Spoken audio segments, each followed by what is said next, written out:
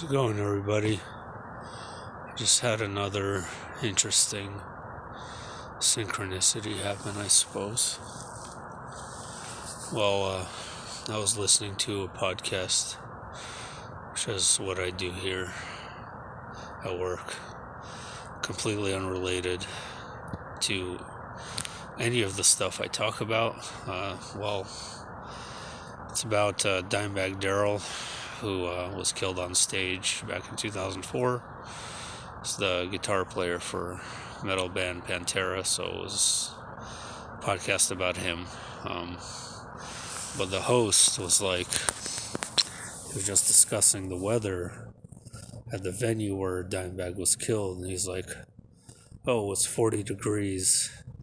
And then he's like, 40 degrees for us, that's freezing here in Dallas. And I'm like, huh.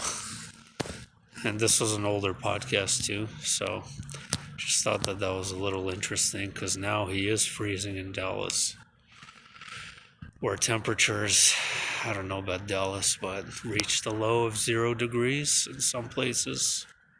I don't know if I've ever heard of that ever in my life.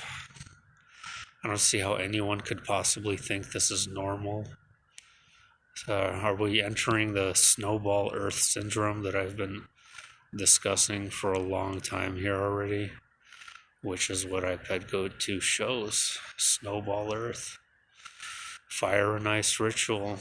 It feels like a ritual. It looks like a ritual. It feels geoengineered. It looks geoengineered. It's unprecedented, for sure. Polar vortex, they say, right? Anyway, it's interesting. A couple of YouTubers actually, one of them called Enter the Stars, actually made a video today basically saying the same thing that I said a couple of days ago about that specific scene in iPad Go 2 being the coastline of Texas. And others on top of that have been talking about it as well.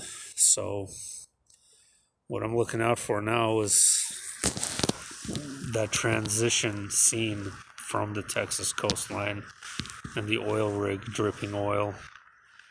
Immediately following that scene is the tidal wave hitting New York City. Now, I don't think the cartoon goes in chronological order. I don't.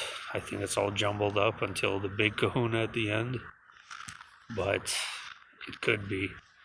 The scenes are somehow connected. They're linked. So, is that something we should be considering next? Whether it's months, weeks, days, years ahead, I don't know.